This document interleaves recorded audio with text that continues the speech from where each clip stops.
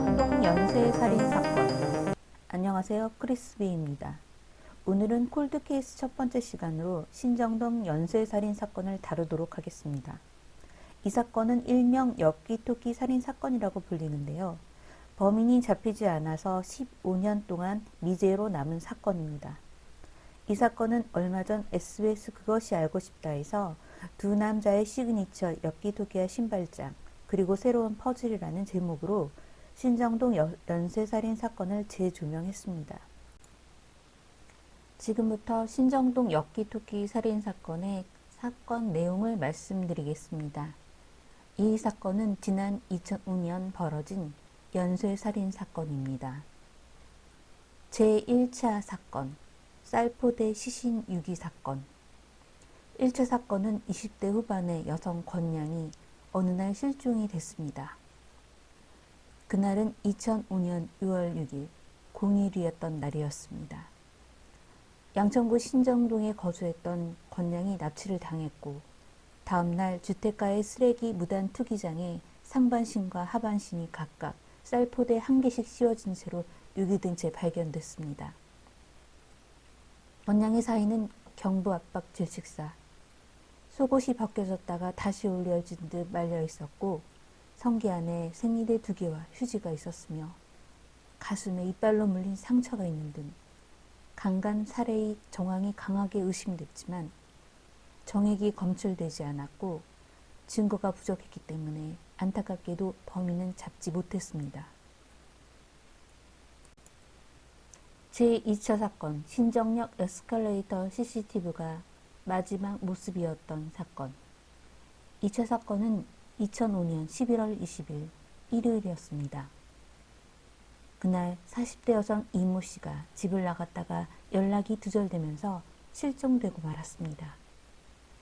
이모 씨의 행방을 찾던 중에 확인된 것은 신정역 에스컬레이터 CCTV였고 이모 씨의 생전 모습은 그것이 마지막이었습니다.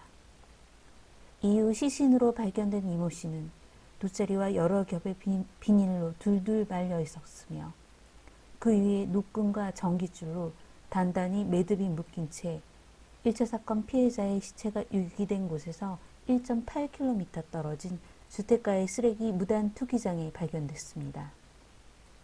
역시 사인은 1차 겉모양 사건과 같이 경부 압박 질식사였는데 갈비뼈 골절을 비롯한 폭행 흔적이 있었고 그러다 보니 후복 막강 출혈이 나타났습니다.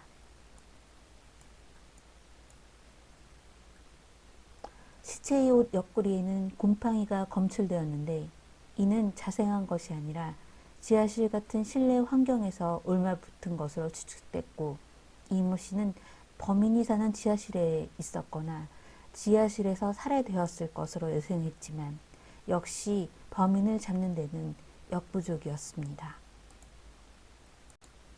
제3차 사건, 생존한 피해자, 범인의 몽타주, 그리고 엽기토끼. 3차 사건은 2006년 5월 31일 지방선거일로 공휴일이었습니다. 박모 여인은 그날따라 왜 신정역에 내렸을까요? 박모 씨는 목동 오거리에서 지인들을 만나기 위해 택시를 타고 가던 중에 한눈을 팔다가 목적지를 지나치고 하필이면 신정역에서 하차를 했습니다. 박모 씨는 택시에서 내려서 불만을 토로하며 목동까지 걸어가는 도중에 범인이 박모 씨의 옆구리에 커터칼로 위협을 하며 납치를 시도하기 시작했습니다. 박모 씨가 소리를 지르고 저항했지만 범인은 애인이 낮술에서 취했다고 주장했고 지나가던 사람들은 범인의 말을 믿고 도와주지를 않았습니다. 박모 씨는 신정동 주택가의 반지하방으로 끌려갔는데 방바닥에는 수많은 노끈이 널려 있었고 공범으로 추정되는 남자가 한 명 더 있었다고 합니다. 잠시 후 범인이 화장실을 가기 위해 일어났고 그 사이에 박모 씨는 탈출을 시도했습니다.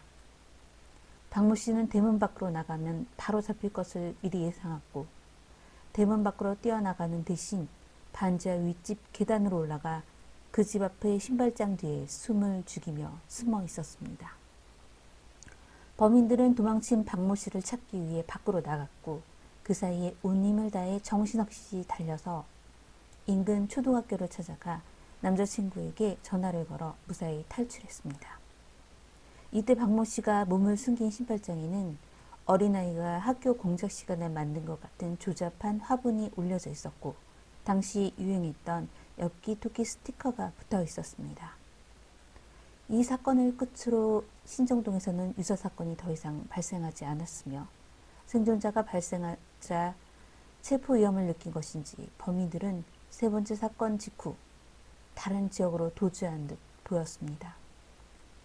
이후 신정동역에는 범인의 모습을 찾을 수가 없었는데, 이렇게 이 사건은 15년간 미제 사건으로 남았습니다. 이 신정동 연쇄살인 사건은 TVN 금토 드라마 시그널에서도 홍원동 사건의 모티브로 만들어졌다고 하네요. 게다가 2006년 7월에 발생된 영등포 누들길 살인사건도 이 사건과 매우 흡사한 부분들이 많아서 동일 범일 가능성을 두고 있습니다. 그것이 알고 싶다 방송에 따르면 부산에서 근무하고 있는 한 형사는 과거 신정동 인근에서 성폭행 전과가 있었던 2인조가 이전 사건들의 살인 용의자로 의심된다고 제보를 했다고 합니다. 형사가 제보한 유력 용의자는 2008년 두 차례의 강도 강간 범행을 함께 저지른 가명 장석필과 배영호로 제작진은 출소한 배 씨의 집을 수소문해 찾아갔습니다.